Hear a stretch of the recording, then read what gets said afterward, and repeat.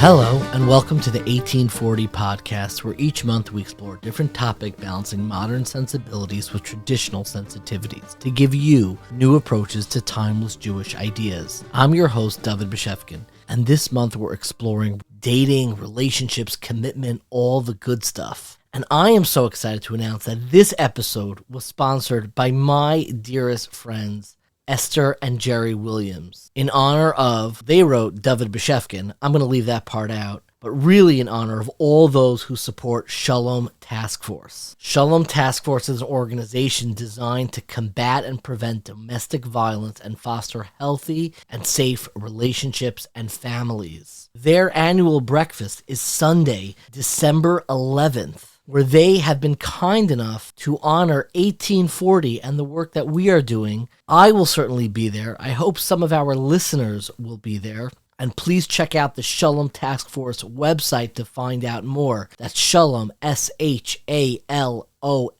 taskforce.org, shalomtaskforce.org, where you can hear more about their upcoming breakfast and all of their incredibly important work. So thank you so much to our friends, Jerry and Esther Williams, for the sponsorship of this episode and the irony of them sponsoring the episode about my dating story. I hope is lost on no one, but I can only guess will be lost on nearly everyone. This podcast is part of a larger exploration of those big, juicy Jewish ideas, so be sure to check out 1840.org. That's 18forty.org, where you can also find videos, articles, recommended readings, and weekly emails.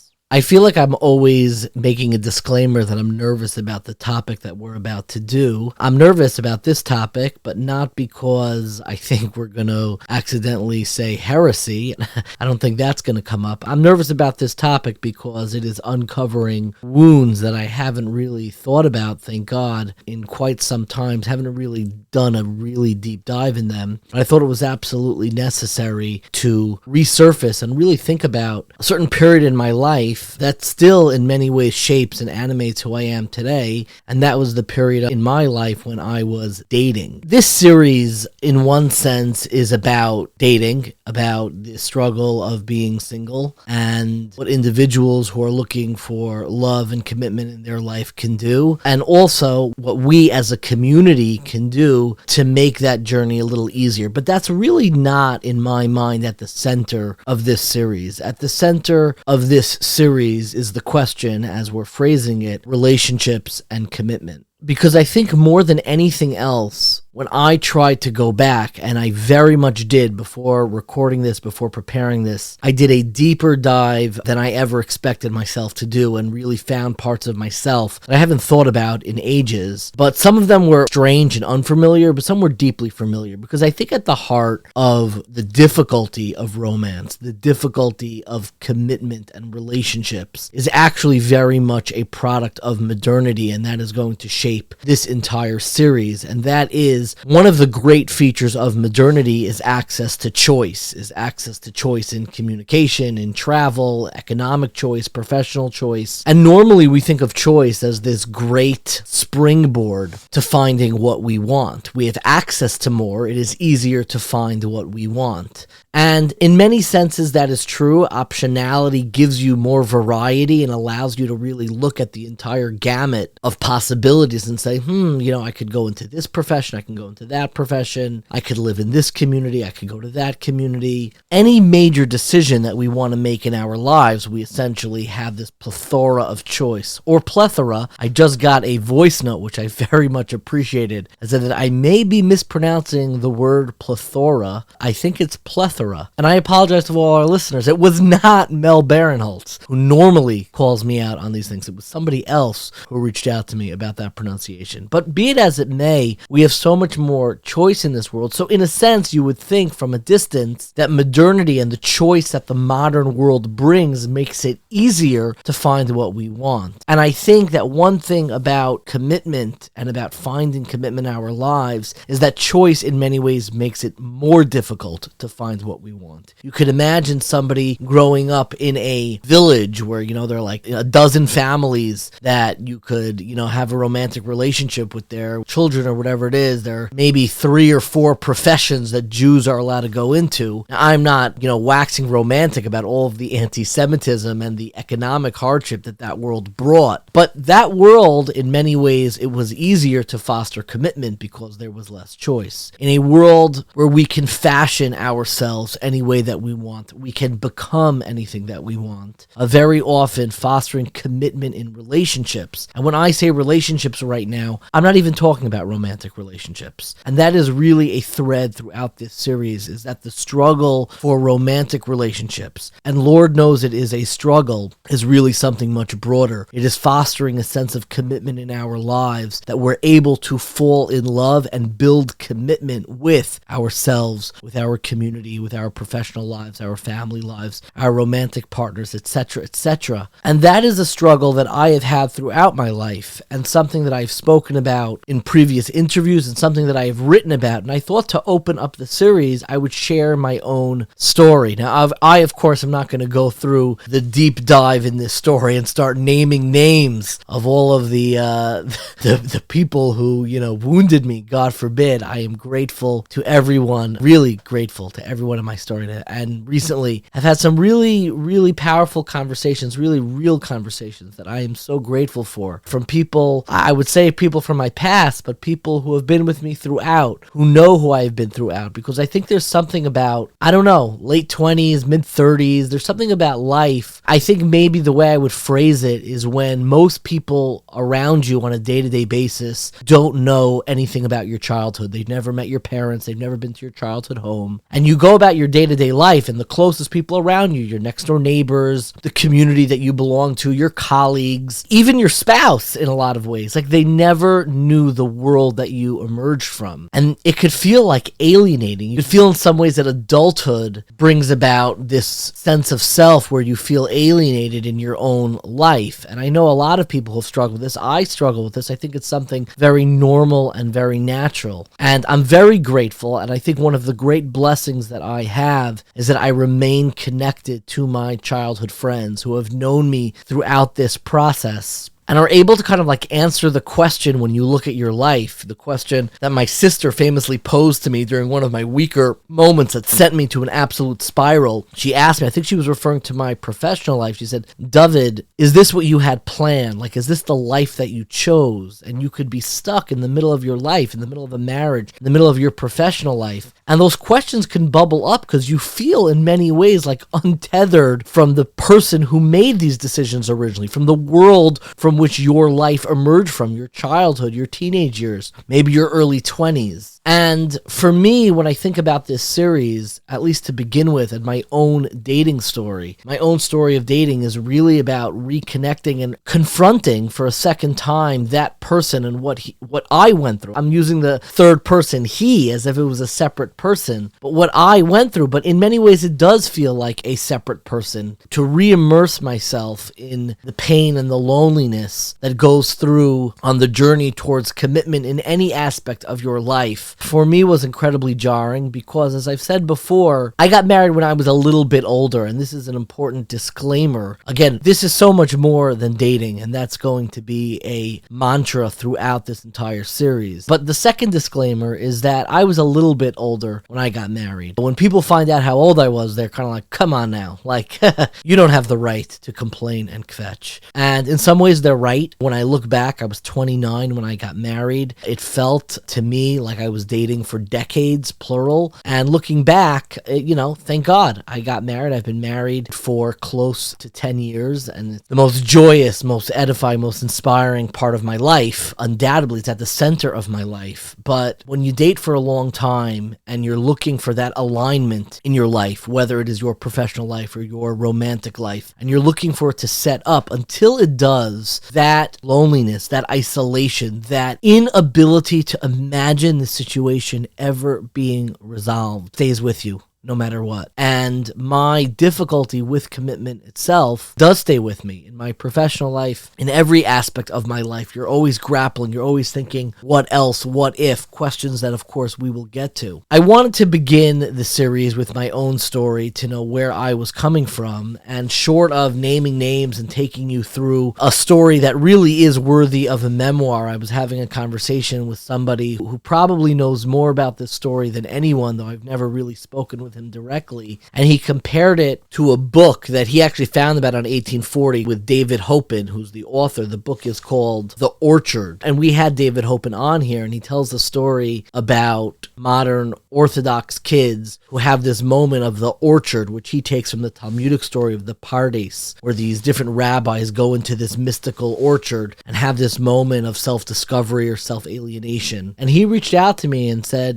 there was a moment where we, as friends, as people who grew up together, like we had an orchard moment. And he realized, and actually he's 100% right, I actually in this interview with David Hopen actually made reference to the fact that I think in my own life I had an orchard story going into this remote place in my own life, in my own sense of self, that really fashioned me. And I think that is my story of dating, which really shaped the person who I am today. It shaped the way that I think about commitment, the way that I think about life, and the way I think about fashioning your very own sense of self. And I wanted to begin, and this is a jarring way to begin. We sometimes begin by reading emails, by reading anonymous letters. To prepare for this series, I went back and read old emails that I had with people who were involved in my dating life. I have a file in my computer where I saved a lot of letters that I didn't even realize that I still had. And one document I had, and I remember writing it now that I saw it, but I didn't remember seeing it, but it was called This is a Memoir. I read the writing and thank God it was written. It says the date last modified is November 30th, 2008. So this is well over 10 years ago. I'm in my kind of mid-20s, I guess, at the time. And I opened it up to see what was there. And I wouldn't call it a memoir. It was kind of like a self-reflection. I don't even know if I would call it a diary. Maybe I thought I had ambitions of publishing this one day. And I honestly, I'll be real with you. I do have ambitions of sharing, this story one day, because I think it's a story that's much more than dating itself. I'm not going to read what is in here. It is really jarring for me to read now, and anybody who's ever gone back and read old emails and old texts, whether a week later or years later, or certainly over a decade later, there is something, I don't know, sometimes it feels cringe to read it and be like, oh gosh, did I really write this? I was really moved. I was really moved to read what I was going through and how I articulated how painful it was. But that's really where I wanted to start, because this story for me was really painful, and it is powerful for me at least, and hopefully it's instructive or it resonates in some way when you listen to it. This is written before I had published anything, before anything. I wrote a book on sin and failure before I, made this kind of like my cutesy brand. I read it and I was like, wow, this is the crucible. This is the struggle from which I emerged. And I want to read the opening paragraph and the final paragraph. It stops in the middle, and share with you what I was going through in 2008. It begins as follows. This is a memoir of failure. I'm about to finish what seems to me to have been the hardest year of my life. All of my friends are married. I am not. I am lonely and embarrassed. I am not embarrassed just because I am not married. There's a lot more to my shame and embarrassment. Let me explain. And I talk about what I was going through and what I was struggling with, religious difficulties, life difficulties, disappointments. And I conclude with something that is fairly raw. It seems almost like a letter. It's dated. It doesn't quite seem like a diary to me, but this is the final entry in this thing that I wrote. Now, I'm not as angry as nervous. Nervous for what I have been nervous for all along. Maybe I will be alone forever. Will I ever find that person to share myself with? Ki Abba va'ima azavuni. Ki Abba va'ima azavuni. Which, just to be clear, I didn't source it, but that's a pasuk in Tehillim in Perek Chav Zayin, pasuk Yud, chapter 27, the 10th verse. And it says, Ki Abba va'ima azavuni, v'Hashem ya'asveni. My mother and father have left me, and God should gather me in. And I wrote, I love my parents so much, but I cannot connect to them anymore in the way I did as a child. I am no longer a child. I have to face my own problems. But here I am, lonely as a child, more alone in a sense. I feel godless and homeless. My home is turning into a house, and my God feels distant, and I don't have the strength to find him. But he has the answer for this dark need. Only he has the switch. That thought sometimes gives me hope, sometimes it just makes me angrier. Why don't you, and here it seems that I'm addressing God, why don't you just turn on the light already? There's so much hurt, so much anger. How does this relate to your glory? So here I am, sleepless and tired, but when I close my eyes for the next day, I am just faced by the weight of my fears and my future. Will I ever find her? Will I ever return to him? When I talk about my problems, they think I am whining. They are not as glamorous as others, but they hurt just the same. When I look at everyone else, it seems they were given the strength to get through their pain. I don't have that strength, and I was weak even before this all started. I'm just broken now and waiting. I want to have the strength to be happy for other people. I want the strength to show my parents how much I love them and how much they mean to me. I want to be able to thank all my friends and for getting me to where I am today. I want to get where I want to be, but it's been more than weeks or months. It's been years, and I'm still talking about the same stuff. Koch, Yerida, Michsholim. When will I have the opportunity to speak about the good stuff? I want the good stuff. Now the anger seems to have passed, and it's just sad and lonely. I want to be happy and tell the whole world how great life once was and can be. Please, please, please let this end. I know life will always have its ups and downs, its nisyonos, which means struggle, but I want a new nisayon. I'm sick and tired of this one. I'm going to wake up tomorrow morning. I hope I feel you, referring to God, there waiting for me, because without you waiting, it's hard to show up. See you then. Lonely, sad, and waiting. Love, Dovid. It is pretty hard for me to read that. I think the parts that are the hardest is the desire to want to show gratitude. I wanted to bring nachas to my parents. I wanted to bring nachas to others, which is probably part of the pathology of being like almost alienated from myself and wanting to please others. But I think it came from a very sincere place also of just like, I don't want to be everyone's problem. I don't want to just be, how's Dovid? What's going on with him? Has he found his way yet?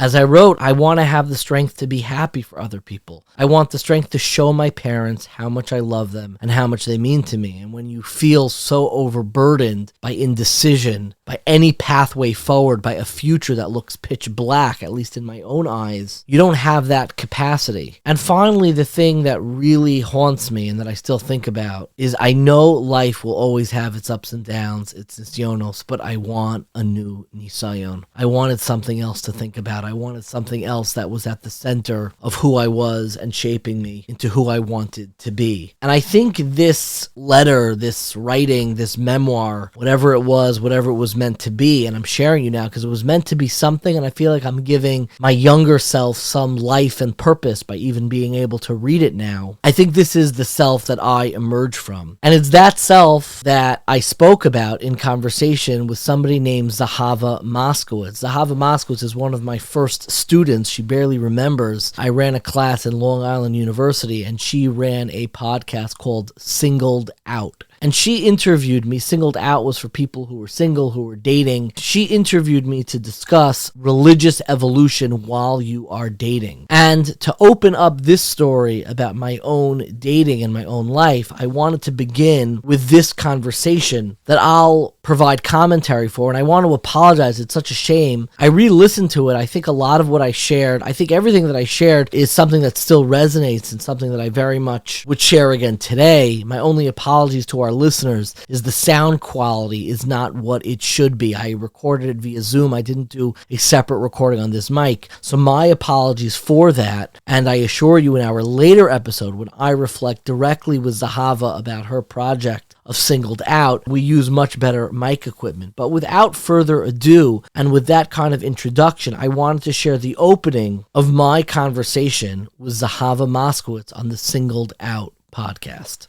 Hello and welcome to Singled Out, a podcast where we discuss the difficulties of being single in the Jewish community, as well as ways of making the most of it. I am super excited to have with me Dovid Bashevkin. Welcome, Dovid, to the show. Zahava, this is so special. Talking with you and talking particularly about this issue, which I feel like I'm losing credibility on. Because Bli, I, and her, I've been married 2 years already. My experience dating was one of the most formative and important journeys. It has enduring effects on how I look at the world, how I build my current relationship. So this is really You're special. saying even post-singlehood. Yeah, exactly. For me, it felt very long. It felt 8 years. It felt like a long time. And a lot of times you imagine that you're going to turn over this chapter and start fresh. Like, okay, now I'm married, and like those wounds, that grit, what I describe as almost like calluses, like a musician has on their fingers. These calluses that you develop on your fingers because you've been playing the instrument for so long just disappear. That is very much not the case. I guess if you can just start us off, give us some background, if you don't mind, into your experience with singlehood and with dating. Zahava, you don't have to edit this out, but we're speaking about marriage and family life. My son is calling to me. He's not yet in camp yet. I have to wipe his tush. So you don't have to edit this out. I'm giving you permission. This is real life parenting 101. So listeners know what this life is, but give me 10 seconds. No problem. Take your time. Okay, brief commercial break, and we're back. Before you were married, I guess, when you think back to that time, what are some things that you think about, and what was that experience like for you? So I evolved a great deal from when I started dating, both in terms of the community that I found that I was kind of situated in and where I wound up. When I began dating, I was a student in Ner Yisroel. I would wear like a black hat on dates and a suit sometimes, not always. And I was going out with like either very frum modern Orthodox women or like open-minded yeshivish. I left Ner Yisrael 2 years after I started dating, and then I went to Yeshiva University and started dating there. And by the time I got married, I know I'm describing this evolution based on the clothes I was wearing. That's okay. No, we're getting a sense. To me, it was like a big part of the evolution. Yeah. I was going on dates wearing, like good dating jeans, a sports jacket, like a little bit more different. And I definitely evolved religiously. I think I evolved in my personality. And I had this ominous feeling when I started dating that this was not going to go quickly. It was an ominous feeling. Even at the start, you felt? I knew it right away from the start. I knew this was not going to go quickly. There was one person who I wanted to get married, kind of like a person who I grew up with, and that did not work out, and that knocked me out emotionally and religiously for many, many years. I think a lot of people have the relationship that they're like, okay, this is the one that has to work, or like I don't know who I'm going to marry. I'm going to be like bereft, feel like you're really on your own. And I had such a person, and it didn't work out. And I even knew before that it was not going to be so simple for me. I knew that right away. Interesting. I'm curious, is that because of like your personality? You knew that you're maybe just more complex or different or more out of the box, or just in general kind of had this feeling? I think my expectations were too high. Not for the girl, not for how pretty she was or how smart or, family, blah, blah, blah, all those things that we put on. I think my expectations were too high for what this relationship was going to do for me or what the feelings were going to immediately provide for me. My Rebbe, Reb Ezra Neuberger, one time told me, this is something that's always stuck with me. The main focus of teshuvah is teshuvah on your expectations.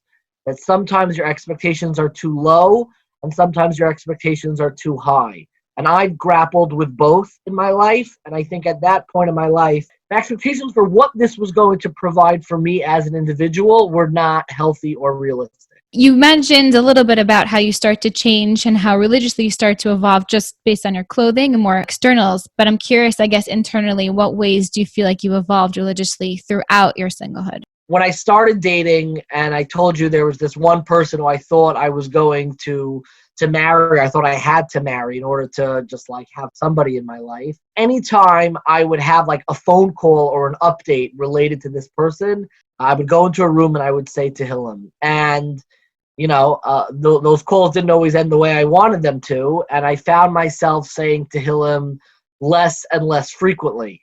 And I found my ability and capacity to daven in the way that I had when I first began slowly began to erode and diminish. And it became harder and harder to daven with the same capacity, to have that same sense of hopefulness that I once had. You know, those text messages, I wrote a column on this for Mishpacha magazine, the different stages of text messages you get when you're dating on like Yomim Noraim. Like, this is your year, 10 exclamation points. And then like 3 years later, you're getting, you know, those messages like, I hope you find clarity. What you know, a jump. Yeah, it's like I think I was much more hopeful and optimistic. This is going to be my year. My tefillos are going to change this. And I think I had to reorient my relationship to davening itself, and creating capacity. That's a word that I use a lot in the way I think about my own life. Capacity to accept that my life did not unfold the way that I thought it was going to unfold. That required for me a great deal of davening and a great deal of maturation to understand what role davening was going to play in my life. It's funny, the analogy my dad used to give us growing up was tefillah is not a gumball machine. But I think for a lot of us, it's like we assume we daven, you turn the nozzle, maybe it gets stuck, but eventually it comes out. And then when it doesn't, it does cause people to waver, religiously. Tefillah for me is when your quarter gets stuck in the gumball machine. And it's not for the gumball to come out, it's for the acceptance of the frustration, to have an outlet and a place to put that deep existential frustration. Again, everybody has difficulties and setbacks in their life, but the setback of dating, I think, is of a qualitative higher order, because like you see all your friends match off. I always think of that opening scene from Bambi where Bambi's walking and like he's got like Thumper behind him and the skunk and like and they all find their lovers, and you see all your friends pair off. You see your relationships with your friends change, that you become like the object of their pity, to be blunt. Which is hard. Like thinking of you, rooted. Like I think I have a guy. Like, and everything starts to revolve around that. And when the whole world looks at you through a certain lens, it becomes very hard to not look at yourself through that lens. And that lens that you end up looking through is that I am not whole. I am not complete. I am missing. I am late. I am not yet there. All of the words that we use in our heads, and that brings a lot of anxiety over like, who am I? You feel impermanent. Even those little triggers, like the triggers for me, what was like finding new roommates. Who am I living with this year? Yeah. Every Shabbos became another trauma. So I would just eat by myself on Shabbos. I wrote an article about this. I had a Pesach Seder by myself. Purposefully. My parents were going away. They, of course, invited me to come. I'm not blaming them. I didn't want to be a guest in somebody else's home. I just wanted to be home. And the hardest thing I felt about being single is that the very portrait and feeling of home starts to crumble. God forbid, not blaming my parents. That's like such an important relationship to keep intact. But like you would go home, it didn't feel the same home that it was when you were, a kid. You're supposed to have your own home, and you felt it in subtle ways. And you'd be in an apartment, but that wasn't home either. Like I would open, where are you going? I'm going home. What are you talking about? Your apartment that you have a 1-year lease on, or your parents' house? And the scariest part was that in my heart of hearts, it was neither. Like, I don't know where home is. Like that lack of homeness in your own life can really upend your, not just religious identity, but your identity. Who am I? Where do I reside? Where is my home? That bereftness can take a tremendous toll. And it took a tremendous toll on me personally, and certainly had religious components. What I'm grateful for, and really the hardest part to talk about, is the intensity of the loneliness that I had at that period in my life. That sense of being homesick in your own home, and how my entire life felt impermanent. It reminds me of a clip from the movie Garden State, where Zach Braff's character is talking to kind of his love interest in the movie, Natalie Portman, about this notion of homesickness. You know that point in your life when you realize the house you grew up in isn't really your home anymore? And all of a sudden, even though you have some place where you put your that idea of home is gone. I still feel at home in my house. You'll see one day when you move out, it just sort of happens one day and it's gone. You feel like you can never get it back. It's like you feel homesick for a place that doesn't even exist. But maybe it's like this rite of passage, you know? You won't ever have that feeling again until you create a new idea of home for yourself, you know? For your kids, for the family you start. It's like a cycle or something. I don't know, but I miss the idea of it, you know? Maybe that's all a family really is. A group of people that miss the same imaginary place.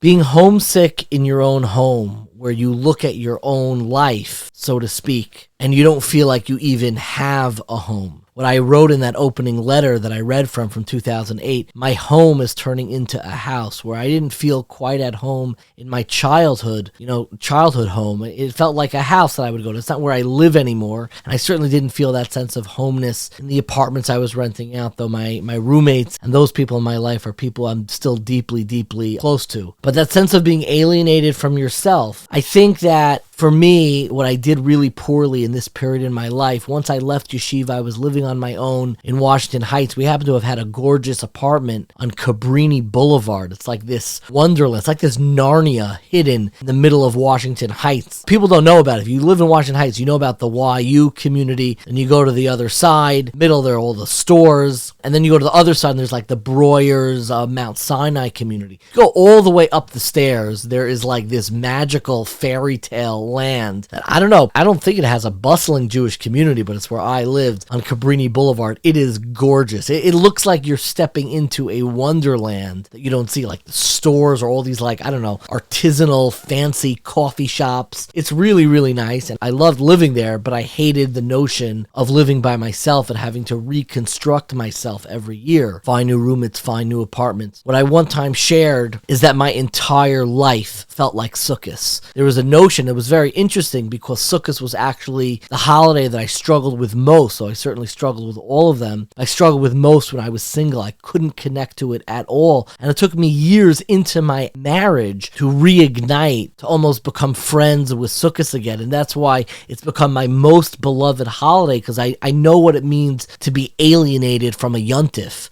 to feel like a personal grudge. I one time shared on Twitter right before Sukkot. I wrote as follows: when I was single, I really struggled with Sukkot. Struggle is a generous term, I wrote. I hated it. My life already felt impermanent. Every year new roommates, every Shabbos scrambling for meals. Being with family when I didn't have my own was hard. My whole life was already Sukkot. Even my first years married, I struggled to adjust. We went to family and didn't build our own sukkah. So much has changed in my life and my relationship to sukkahs, and I'm so grateful. But I never forgot about those years when it was hard, when it wasn't a time of happiness. So if these feelings seem foreign or ridiculous, you have something else to be grateful for. But if this is something you've ever felt, now or in the past, Sukkot isn't always happy, and that's okay. Sending love and blessings that it will be such a time of joy for you very soon. Part of the pain for me was that Sukkot was this holiday of joyfulness, and it like compounded the frustration for me. Like, you don't just want me to celebrate it, you want me to be happy about it. Like, my life is already Sukkot. My life feels impermanent, and I was never able to connect with it. And I think holidays and Shabbos in general during that period of my life were very difficult.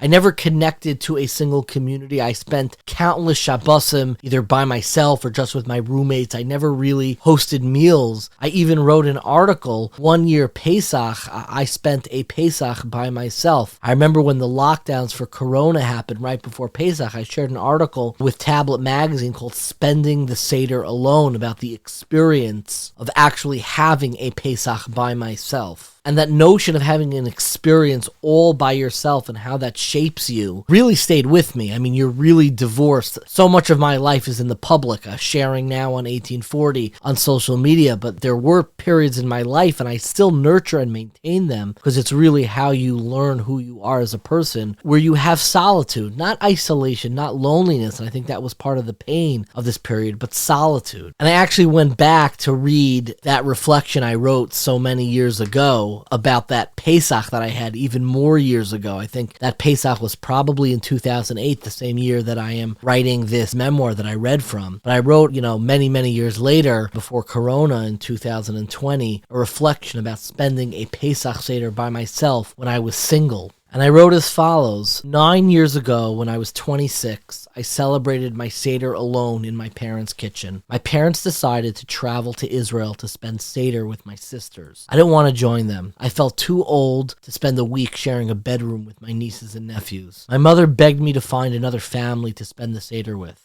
But if I wasn't with them, I was adamant that I did not want to be an appendage in someone else's family. It was probably most painful for my mother. I didn't have a family of my own, and the thought of me alone in our kitchen broke her heart. I'm nearly certain that she did not even tell my father about my plans. I was more forlorn than anxious. Everyone else was preparing for the Festival of Freedom. I prepared for an exilic hell.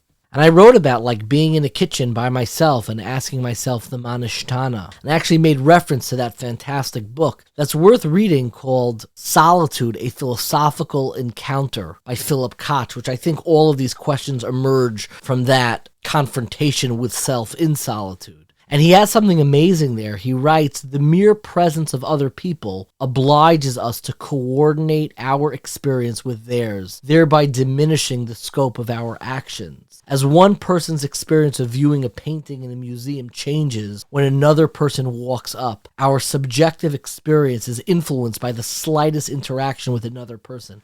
We spend so much time with other people who shape our very experience, and having moments of solitude, though I certainly wouldn't wish them again on myself or anyone else, can be moments of profound clarity. He writes, we become conscious not only of the object we are viewing, but also of ourselves as viewers. When you go up to a museum and you see everybody crowded around another painting, it's their attention that is shaping your own. Solitude can minimize such intrusive self-consciousness by reducing the immediate demands of experiencing ourselves as the object of another person's thoughts and actions. And to me, when I was reflecting on this article about spending Passover alone, I think that really shaped the experience. I wrote, single and alone is never how I envisioned my Seder. But it did confirm this point that one's freedom to search for one's spiritual essence is augmented by solitude. Before I was married, I would make sure to project a sense of confidence and assuredness that internally I really didn't have. I was nervous, I was confused, I was lost, but I never allowed myself to show it. I may have even convinced myself, alone, drinking 4 glasses of that heady wine, I could finally be honest. I could finally be vulnerable. Questions I took great care in avoiding the rest of the year, my career aspirations, my desire for a family, could finally be articulated. This night was different because I was finally asking different questions. An hour into my Seder, my solitude grew more comfortable and natural. For moments, I even forgot I was alone. And God took us out of Egypt, like it writes in the Haggadah, not through an angel and not through a seraph and not through a messenger, but the Holy One himself. God had redeemed alone. My lonely redemption felt more natural. My Seder was almost over. Who knows one?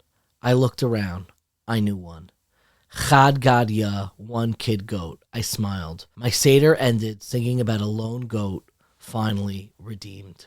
And it was those moments of solitude that I remain grateful for, as painful as they were, because I still think today, with a family, with, thank God, a life that every moment I'm grateful for, because it wasn't always this way, and I was very aware of what I was lacking and what I was missing and how painful all of that was. But it really shaped who I was, and in a larger sense, it shaped not only my romantic life, but it absolutely shaped my religious life. I have long said that there is a unique experience of going through your 20s in the Jewish community where the way I conceptualize it, it is like this Bermuda Triangle where we have all of these planes that are taking off, that are graduates of all the Jewish camps and Jewish schools and Jewish communities that are fostering this commitment. And then we see the planes off and we wave goodbye to adulthood. And the problem is we are losing a lot of planes. Where are we losing the planes? The same place that I used to read about as a child that we would lose planes, and that is the Bermuda Triangle. Now, this Bermuda Triangle is not off the coast of Florida forming a triangle where a lot of planes were lost in tropical storms, but there are 3 points that we are losing a lot of airplanes, and that is the 3 points are our romantic identity, our religious identity, and our professional identity. And when we leave the auspices of the Jewish institutions that have nurtured us and where we've grown up, we expect people to resolve these 3 aspects of their identity rather quickly. We want them to figure out, what are you like? What's your religious identity? What is your romantic identity? Settle down, get married, and finally, what is your professional identity? And particularly in the Orthodox Jewish community, we want people to figure all of this out by their early 20s. But the truth is, no matter what part of the community you're in, what part of the Jewish community, or frankly, even non-Jewish community, I think a lot of people are figuring this out. They're trying to figure out all these 3 things, and maybe there are different deadlines, but there is this sense of, I'm late, and I want to figure out who I am by resolving these 3 points in my identity: my religious identity, my professional identity, and my romantic identity. And that can be really hard. Those are big questions to resolve and find a path in. And I think in my own story, I got caught in this whirlwind.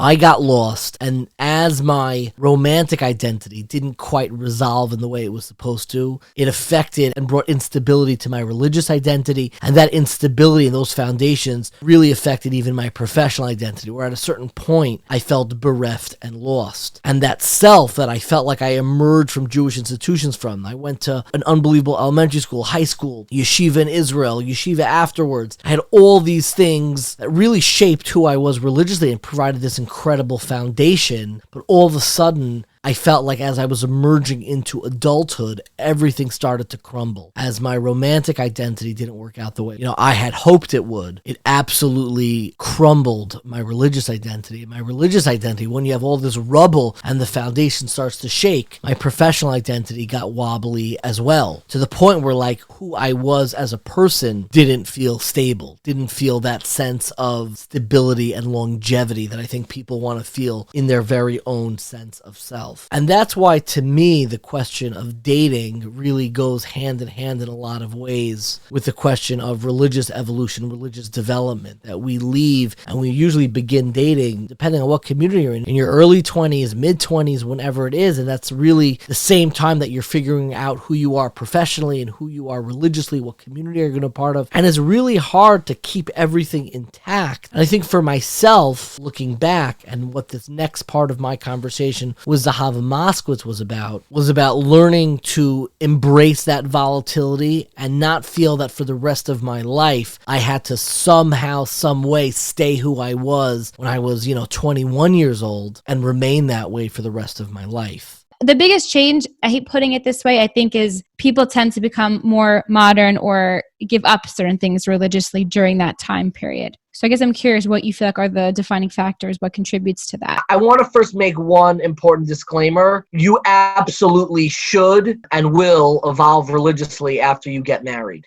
I think that now that I am married and I see myself continuing to evolve religiously, I better appreciate the religious evolution that I had before I was married.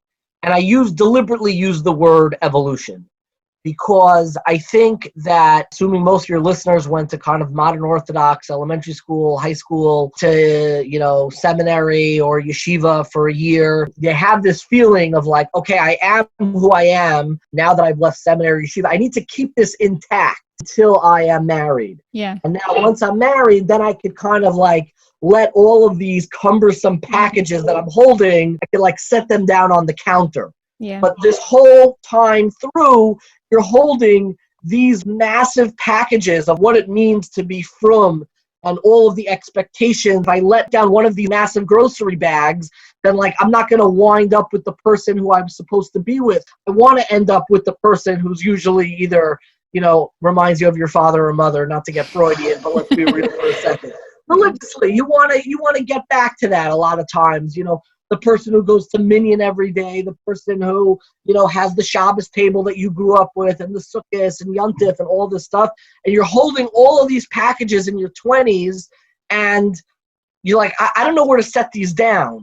I did set down a lot of packages, and a lot of areas of my religious life did evolve. And I frame my evolution not as a deterioration, but as a sense of rachmanus that I had on myself, of self-care, of being gentle with myself and being gentle with the expectations that I allowed to be placed on myself.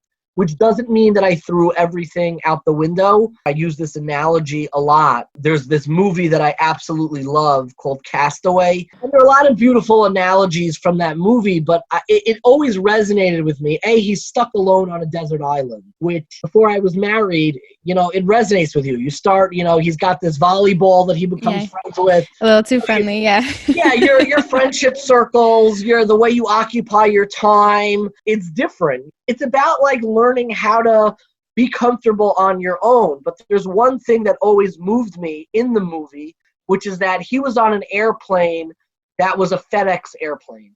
And he opens up all the packages to see maybe there's something that can help him get off the island, except one package. He leaves one package unopened because that also served a purpose for him, as he wants to deliver it back once he gets off. Because when I do finally leave this island, when I do find myself in a different place, I can take this package and give it to somebody else. To me, I think there's a religious analogy there that I think religiously we open up a lot of the packages that we're holding till I get off the island. And I'm not going to tell your listeners or you which package that could be. My package was my relationship with Torah learning. So for me, davening in a minyan was a trigger. It was very hard. That's very male-centric because most married men wear talesim, and I felt like I was announcing to the world that I am not yet married. And I found it really hard to daven in a minyan as I got older and older. As opposed to going into a base medrash, there felt to be like there was this sense of equality that, if you're here, we don't care what you're going through or what your background is. My recommendation always is to leave a package unopened.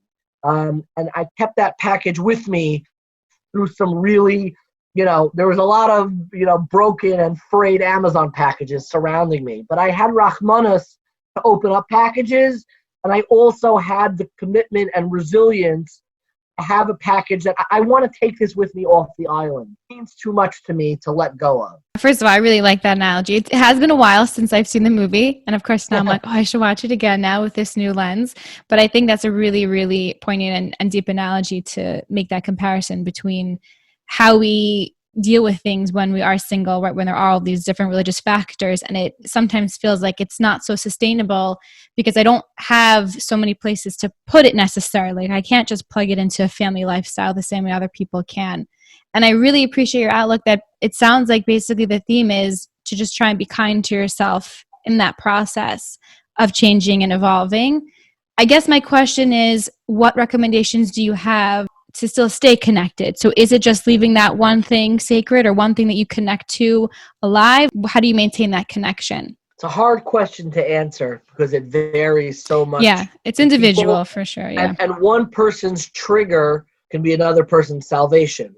I think that as you mature, and this is rightfully so and doesn't end after you get married, your emotional health and your religious health need to align. Because of our own immaturity as we're growing up, we don't always figure out how to align those two and how to put ourselves in emotionally healthy situations that also align religiously. I think when you're single, for myself and for a lot of people, it's having a good group of friends. When I say good group of friends, I don't mean the star crowd. Right. I think a lot of times that could be unhealthy. You mean like supportive people? Yeah, supportive people. People who you feel like you're you with instead of, not yet married, instead of, are you dating? Are you busy? Instead, all those things. And for me, that was, some of my married friends, like my old ones, from like elementary school who I stuck with. I'm blessed to have. But,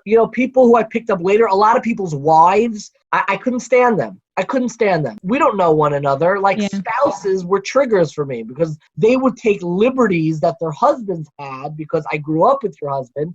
You don't have the same liberty to call me up and ask me about my mental health or are you really happy or all of these things. You don't have those liberties, and I would not talk to them. I would not pick up their calls. I insisted on my emotional health because I knew if I didn't have that emotional health, I would not be able to have any religious health. They need to align. And at some point in your life, you need to make choices. Like for me, it was buying a pair of jeans, which I did horribly. And the first pair I bought was from Banana Republic. And I came into there, like it was like one of those scenes from a movie where like minors are trying to buy beer. And you're like, it's very obvious you don't know what you're doing. No, I like mumbled to the cashier. I'm like, so like, where do you keep the jeans? Like try to like keep it casual. I thought I was going to get carded or something. Yeah. Right? And they didn't fit and it wasn't right, but I wanted to rebrand. I wanted to feel like I wasn't just an older yeshiva boy. Mm-hmm. I didn't want to feel that way anymore. So I wanted to dress the part. You're not a 20-year-old fresh back from seminary anymore. And like feeling that sense of dignity in who you are, I think is a healthy part of evolution.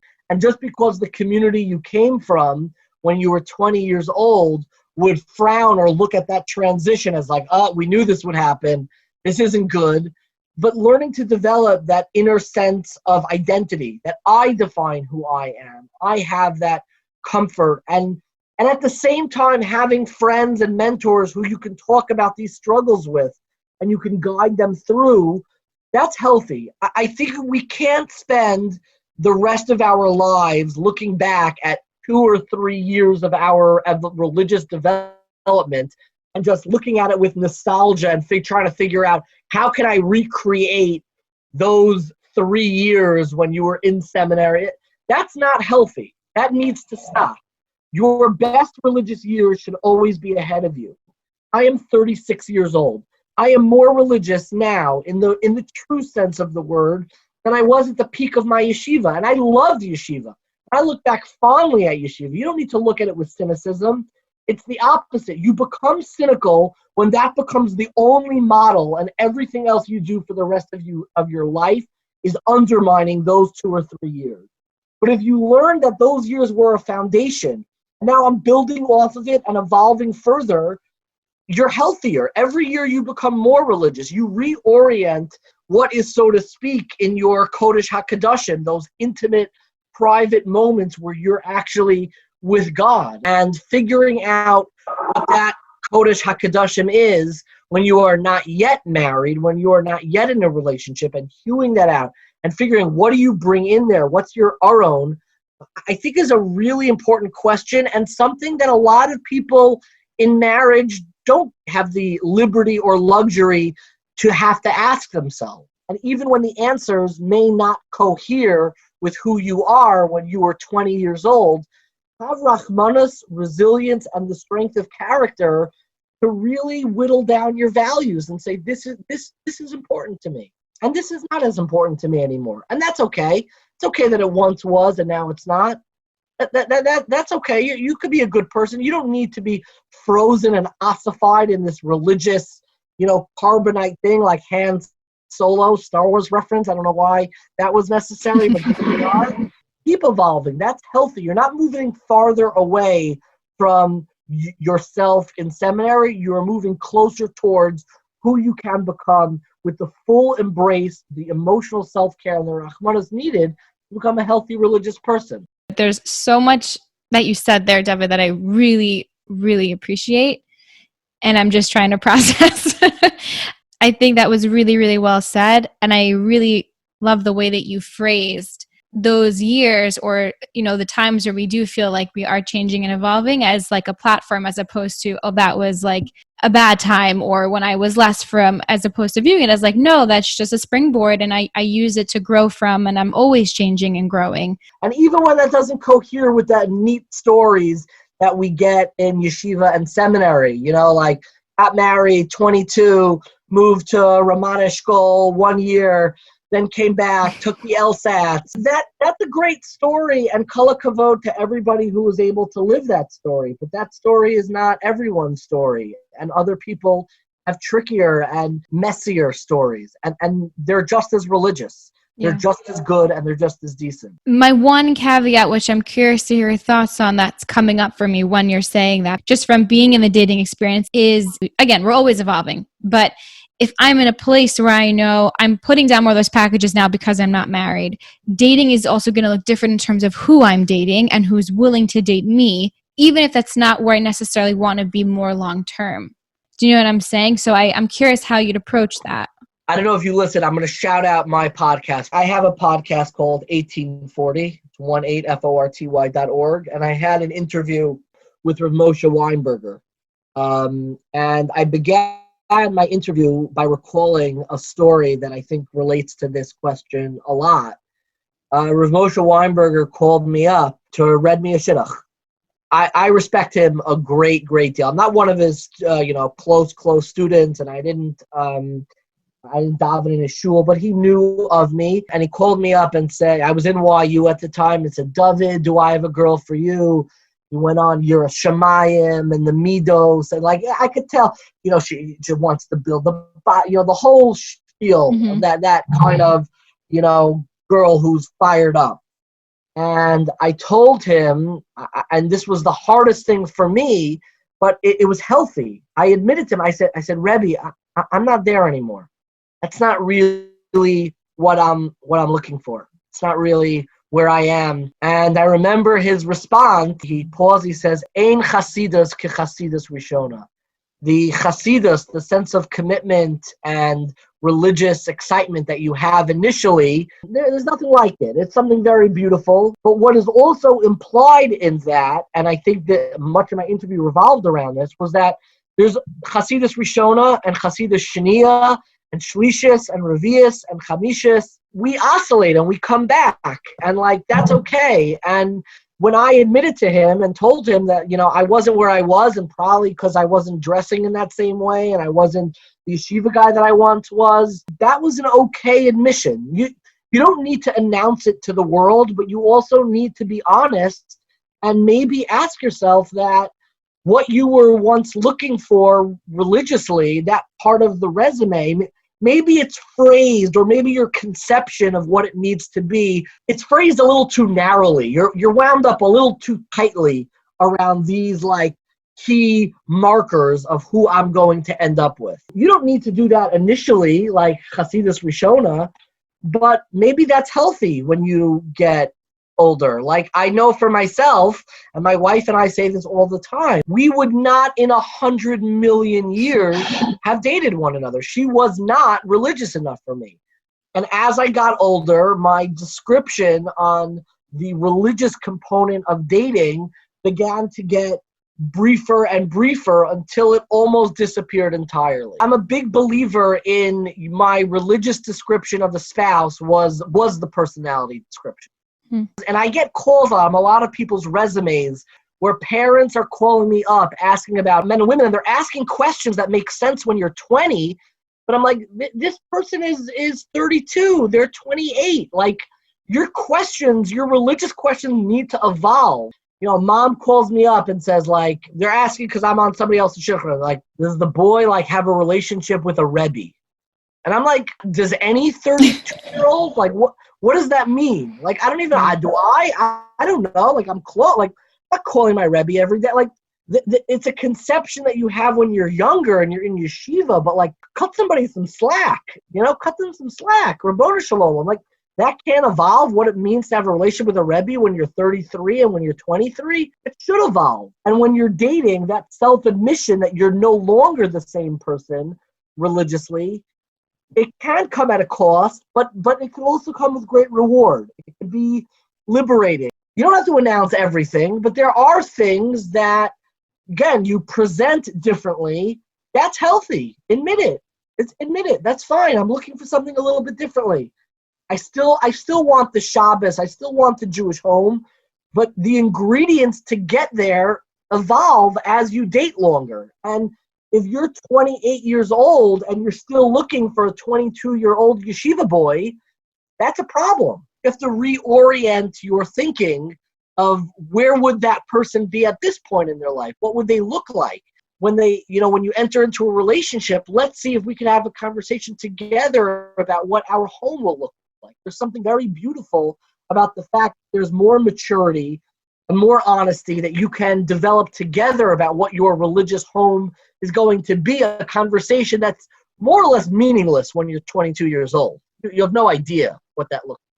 The next part of our conversation was probably the most controversial and really came from my own personal experience. I remember there was a specific person who I wanted to date who was like super duper frummy. She was really fresh out of the oven. I mean, it was very intense. She had really had these very admirable and beautiful commitments to Yiddishkeit. And I was at the low point of my religious life, which ironically, and almost like this tragic comedy, was when I was enrolling in smicha. I think that's true for a lot of people. Like the low point of their religious life was when, they're not in the base medrash and learning anymore, but they're now like in a smicha program. They're in the program now, and you feel that escalator bringing you to a particular destination. It was an absolute low point in my religious life. I was very interested in going out with this one girl who she was concerned about my religious life. And honestly, she was probably right to be concerned. And she sent somebody after me. It's making it sound really mean, but she sent somebody after me.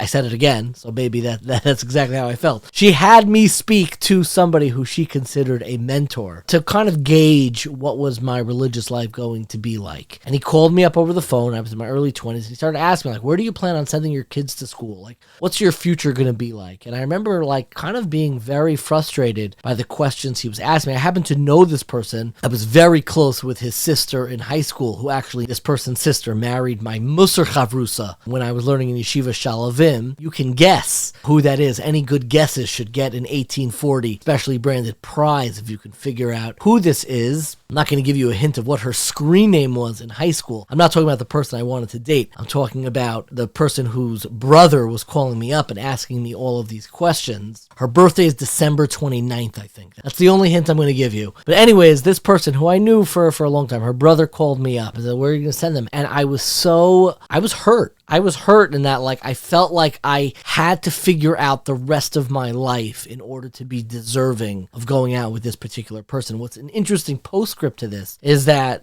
this person also evolved a great deal in her own life, the person who I wanted to date. Thank God we are both happily married, and really, I've seen her since then. I wish her only the very, very best. That's one of the blessings that I have, is that when you really are able to build a life for yourself, like in that original letter that I read, you really build the capacity to have joy and happiness for everybody in your life, even if at that moment it felt so painful. But I remember that sense of like, okay, like I need to figure out everything of what's going to happen for the rest of my life. There's some mystery. I don't know where I'm going to send my kids to elementary school. Like, give me a break. And I think that informed the next part of this interview with Zahava, which actually got a little bit contentious about the notion of being growth-oriented in dating. And listening back to it now, I still feel, I think, the same way, but I don't think I had enough context in what I thought in my own dating life that term was often being used for. So that's what I was going to ask you, because I hear the nuance and I think that is so important. But I do think if you're someone that's growth oriented, you do want to make sure that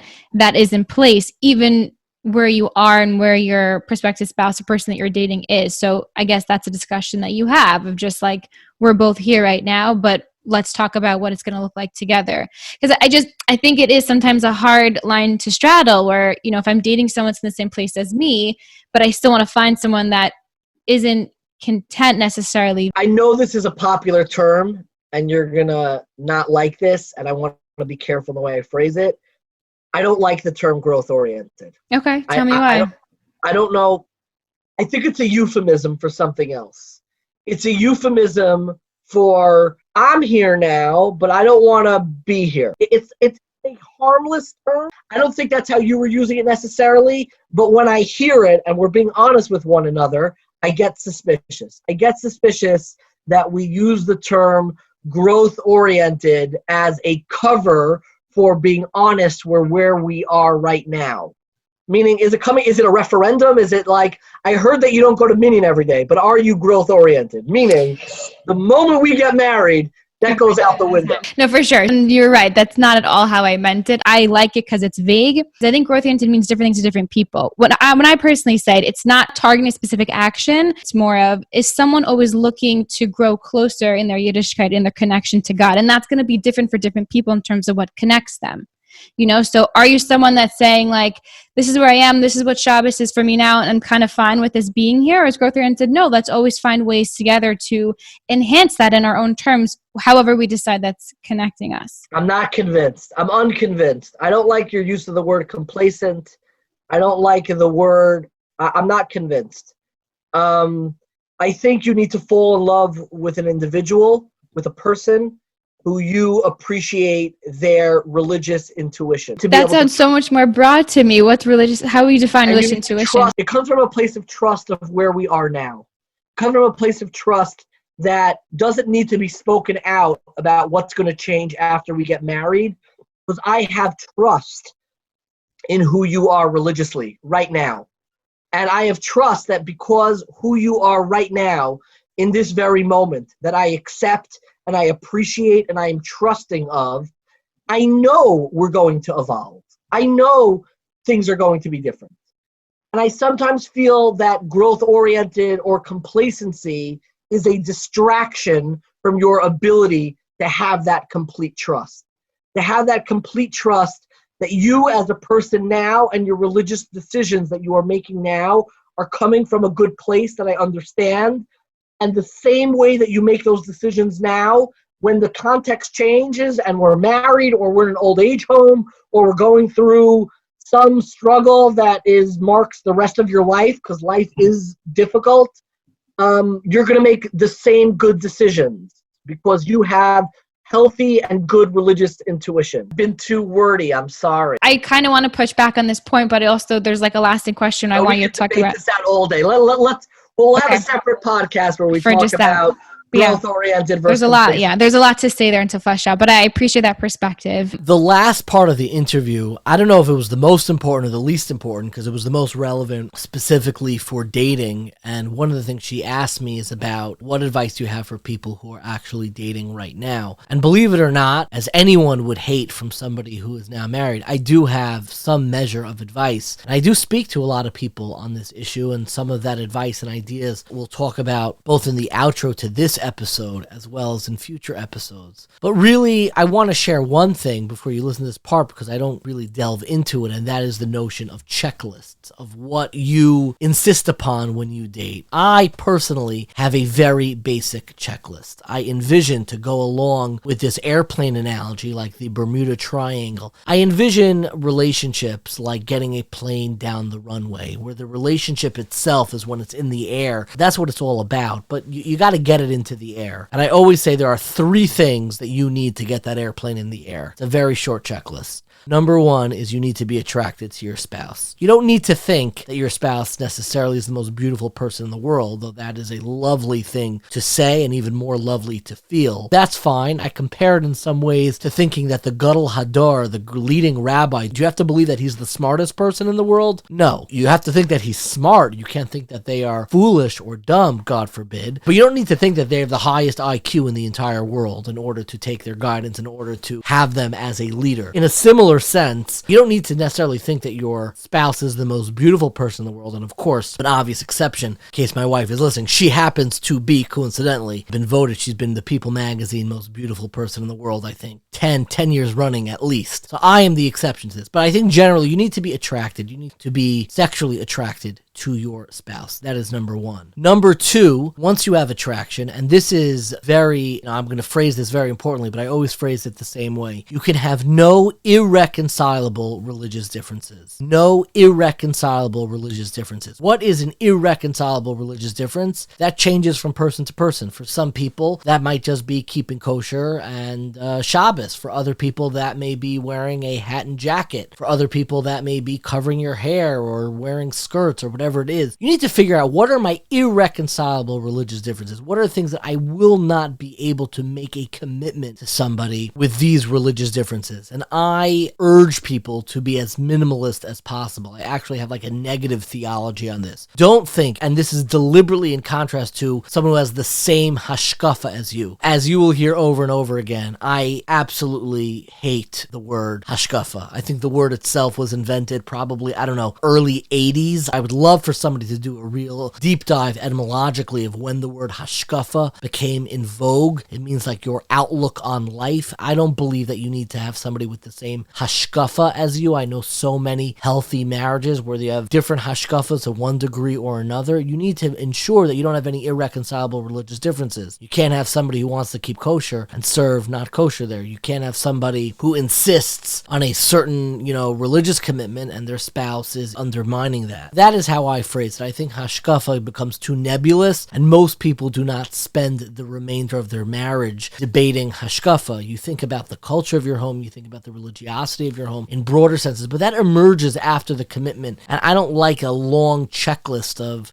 irreconcilable religious differences, because honestly, our religious lives change, and you just want to make sure that there are very clear red lines that you are signing up for, and different people have different red lines, and it's okay to have more either expansive or very restrictive red lines. You have to figure out what works for you. And finally, the last part is being able to spend long, unstructured time together. I think dating, in a way, is not a great way to figure out whether you can live with a person, and living with a person sometimes is not the right way to figure out if you can live with a person. That's where a lot of problems obviously start with that, aside from halachic issues, which we're not even going to get into, of course. But I like being able to spend long, unstructured time together. I had a family member who actually did something quite brilliant. They took a long drive together to a common destination. I think they were both going to the same wedding for Shabbos or same Ufra for something like that. And they took like a 4 or 5 hour drive together to get to someplace for Shabbos. I think that's a great way to figure out, can we spend unstructured time together where, we are kind of looking at our phones, we're making phone calls, we're going to pit stops, we're picking up food, drinks, or whatever it is. Long, unstructured amounts of time together. We enjoy being in each other's company when it's not an activity, when it's not a Build-A-Bear or paint night or whatever it is. Long, unstructured periods of time. That doesn't mean 36 hours together. I am not saying that. I'm saying like a long drive where you're going, you're going to an out-of-town wedding together and you're driving, 3 hours to Baltimore and you're driving back and you're spending time at the wedding, but it's not structured, it's not programmed. That is always my checklist that I advise people. You have to be attracted to one another. There could be no irreconcilable religious differences, and being able to spend long, unstructured periods of time together. And really what happens afterwards ultimately is the relationship itself emerges from the commitment itself. And that's the final part of my conversation about my own dating story with Zahava Moskowitz. I want to just wrap up because I overheard you saying this on another person's podcast. I'll give a shout out to the Why You Connect Candidate podcast, where you had mentioned with Rabbi Ismach that you have an interesting philosophy on dating of why people remain single. I'll go through each of them. Number one, the ante gets raised. I felt this. The longer I dated, the more I would hear whispers or say to myself, like, I can't wait to see who you end up with. Oh my God, this must be somebody so special. And you feel that the person who you end up with needs to justify the entire trajectory of your personal narrative. And that is not a fair burden to place on anyone else. The longer you date does not mean the more wow of a person you need to finally commit to, who justifies everything that you do. The longer you date is the more you need to refine and mature what it means to commit to somebody and what it means to be in love and what the barriers and expectations need to be in love. And I think therapy helps a lot with that. Shout out to therapy. Your expectations should stay as much as humanly possible the same, like a flat line, even as the length of your dating goes longer and longer. It doesn't mean that what you expect can't evolve, but the level and the wow and what the feeling of being in love should feel like, that should stay the same. And you need to do tshuva to make sure that it's at the right level. That's number one. Number two, take a look at your checklist and make sure that it only has the bare essentials. Because checklists are important, values are important, and sharing values are important, but you need to make sure that no extraneous values sneak in there. Somebody who people thought was cool when they went to camp, somebody who only dresses a certain way, somebody who is a name. Ugh, I hate that term forever. Nobody knows him. Like, who cares? Like, I think we creep things up. And when I say checklist, I don't mean literally on your checklist, but that emotional checklist that we can't move past unless we feel that they've been satisfied. I think we hold on to too much. And then finally, I'll say one thing about commitment. I think that the struggle for commitment, and I think I struggle with both of these, I think we talk a lot about our ability to commit and say yes, but I think when people are dating, there is commitment issues with being able to say no. And knowing the difference when you're in a relationship. We're afraid to say no, not you just mean to a date or once you're dating someone, or both? Both, and I'll add to that list. We're committed and we're not able to say no to past conceptions of ourselves. We're committed and we're afraid to say no to the sense of confidence we have of being beside somebody that isn't maybe what some people in our lives expected. We are hanging on to too much, and we have commitment issues that we're afraid to say no to those things holding us back and being able to take a step forward. We're afraid to say no to aspects of ourselves and saying, you're not coming along for this part of the journey. We're changing course. We're doing something differently. Can I ask you for an example, just because I'm having a harder time, I think, understanding that last one? Like, what would that look like? Well, commitment saying no on the most basic sense is you're in a long relationship that's going nowhere. Okay. And you're afraid to say no and end this. But the analogy that I was building on this in the commitment to say no is that you're in a long relationship, not with another person, but with a certain practice or a certain thing that you've been holding on to that you have not allowed yourself to move past. You've not allowed yourself to, maybe it's a religious commitment. Maybe it's going out with a certain guy from, I don't know, or a girl from a certain community or a certain profession. You have commitment issues because you're not willing to say no. You're not willing to say no one way or the other. Like, I know this, a family member had this. Like, she grew up in a certain home and she was going out with guys going into chinuch.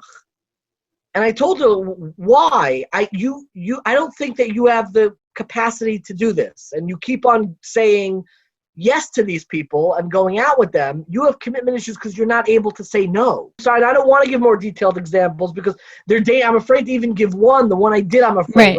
Right. You don't want to hit on something personal. Individual. This is about finding and constructing your sense of self. And what worked for your friends does not necessarily work for you. And the real work is discovering who you are and building that sense of self of what really works for you.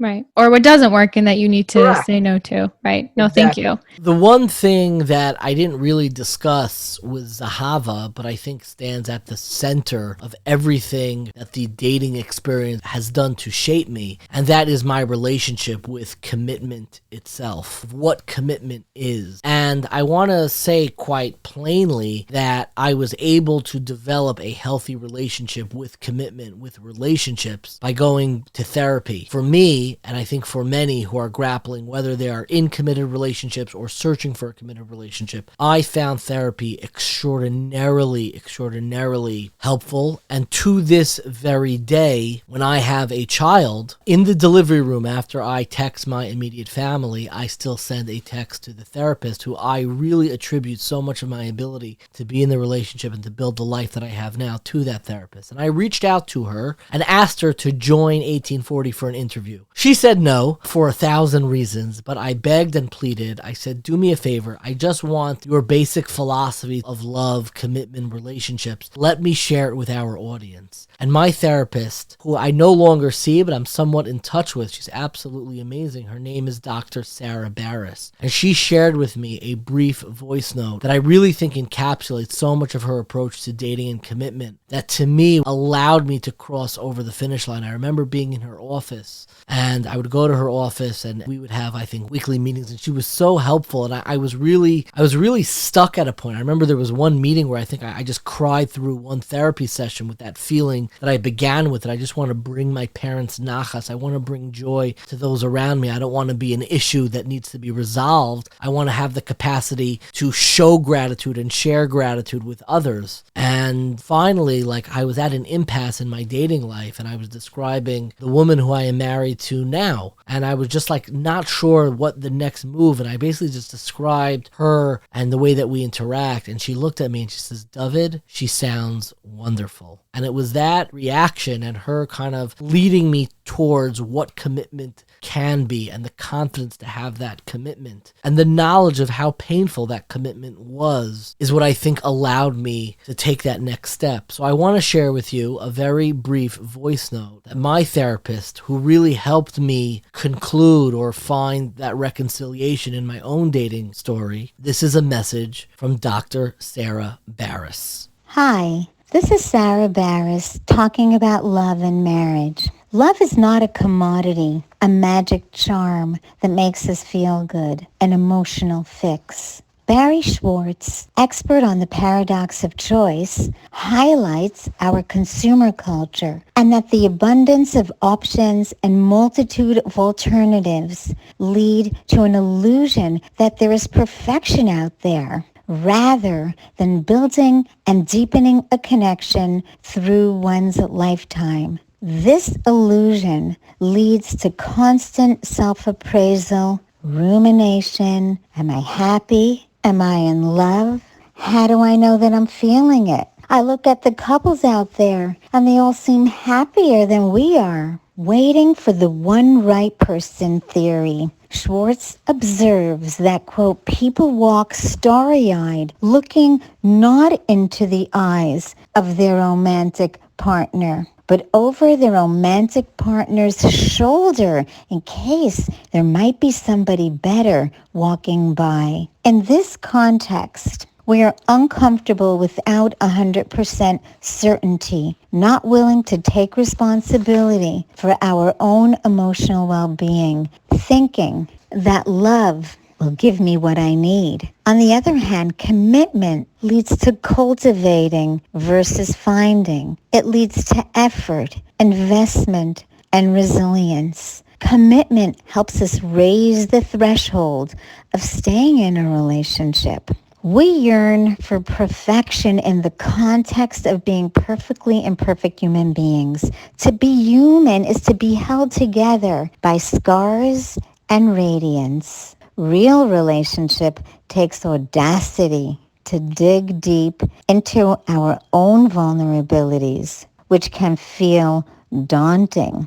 But if we don't take the exquisite risk, we live with the challenge of not feeling authentic, and we'll have a hard time seeing ourselves with clarity. Real relationships involve some risky generosity to be able to celebrate the greatness and to give the other person space and permission to be human. Commitment enables us to affirm resilience in our love, to affirm that thousands of slights that everyday life can make us prone to have not reduced our capacity to deeply appreciate each other. We need to constantly renew our commitment to help jumpstart the potential of the relationship, to make space for ourselves and our partner, to keep our heart and mind open. And yet it is important to not whitewash serious issues, especially if one's own deep values, feelings of self-worth, and agency are diminished. We can't take a shortcut or a spiritual bypass of sorts where we prematurely transcend our human needs, leaving personal values and serious issues by the wayside. Self-awareness and humility helps us to seek guidance from Rabbanim and skillful professionals. And so love begins where the movie ends. Building and deepening the connection is work that begins before marriage and continues for our lifetime. The ideals in relationship also develop over time. They evolve to incorporate new needs and changing challenges. So love is an ability to cultivate, not just a feeling. Love is an action that involves care, commitment, responsibility, respect, trust, and playfulness. Yes, playfulness, deep mercy, and light touch. And so happily ever after is a privilege and a blessing that comes with hard work, lifelong intentionality, and commitment. It is the holiest work, and the ongoing grace that comes along with it is a boundless gift. This distinction between consumer culture and maybe what I would call commitment culture is everything that stays with me to this day. The difficulty of moving away from being a consumer. Consumers want to mitigate risk. They want to go through the checklist and avoid any heartbreak or any pain. You go to buy a car, you check reviews, you check product recommendations, you look for a warranty, you don't want to get stuck in it. You're really searching for perfection. You're searching for something that's going to align perfectly. As opposed to commitment in romantic relationships, where I believe the relationship doesn't even exist until the commitment is made. And what really dating is all about is finding the circumstances and context to make that commitment. It reminds me of an interview that I heard, I think it was with Aziz Ansari and Howard Stern. I couldn't find it online, though I certainly looked for it, where Howard Stern asked Aziz Ansari about his parents' marriage. His parents are from India and were set up in an arranged marriage. And he said, what is their married life like? How did that lead to anything? And he said, it's actually very strong, because what allowed them to have a strong marriage is that they realized that you don't make a commitment after the pot is boiling, but so to speak, it is only following a commitment that you actually have a relationship to nurture and create. And very often we wait for everything to be perfect in order to first make that commitment, when ultimately, in a certain sense, the relationship doesn't exist until there is a commitment. The mystery of two people coming together and being committed to one another, whether romantically or even in a friendship or even in religious life, that doesn't really exist until that commitment is there, until that strength of the commitment is there. It's why I wrote in an essay why Jewish marriage is really symbolized by the Ketubah. The way that we symbolize our marriages, you see in so many homes hung on the walls, is the Ketubah document. The Ketubah document is really mundane. It is very kind of boring and pedestrian, but I think it's come to represent the Jewish notion of marriage, because the Ketubah is about commitment and the ordinariness of commitment, because it's only through commitment that a relationship ultimately emerges. And that's part of the scariness and part of what I was dealing with when I was dating. I would have recurring dreams of being at my own wedding and not knowing who the bride was and not knowing when this happened or when this was planned, and kind of feeling alienated in my own self. And what Dr. Barris allowed me to realize and embrace is the mystery of commitment, the joy of commitment, and how fostering your sense of self and your relationship with others only comes through that lifelong commitment, which may seem more volatile, it may seem less stable, because things do change over the course of your life, but it is only through commitment that I have learned through my own dating story, that I have learned that it's not about finding that perfection and committing to it, but it is through the act of commitment that we're able to build those perfectly imperfect lives. So thank you so much for listening. This episode, as I mentioned, was sponsored by my dearest friends, Jerry and Esther Williams. in honor of the work of 1840, but more importantly, in honor of the incredible work and all those who support the work of Shalom Task Force. And once again, I want to remind all of our listeners there's a Shalom Task Force dinner this coming Sunday. That is December 11th. You can check out Shalom Task Force's website at shalomtaskforce.org. I know Jerry and Esther for a very, very long time. I always call Esther my honorary mother-in-law, and I am so grateful for their support and encouragement in the work that we do. This episode, like so many episodes, was edited by our dearest friend, Dina Emerson. And it wouldn't be a Jewish podcast without a little bit of Jewish guilt. So if you enjoyed this episode or any episode, please subscribe, rate, review, tell your friends about it. You can also donate at 1840.org/donate. It really helps us reach new listeners and continue putting out great content. You can also leave us a voicemail with feedback or questions that we may play on a future episode. That number is 917-720-5629. I want to encourage our listeners, particularly on this topic, people who are still in this world of dating romantically. We really want to hear from you. We're looking from firsthand people talking about their experiences. I plead, you don't have to share your name. I think there's so much to learn from that experience. Please leave us a voicemail. Once again, that's 917-720-5629. If you'd like to learn more about this topic or some of the other great ones we've covered in the past, be sure to check out 1840.org. That's the number 18 followed by the word 40, FORTY.org. You can also find videos, articles, and recommended readings. Thank you so much for listening, and stay curious, my friend.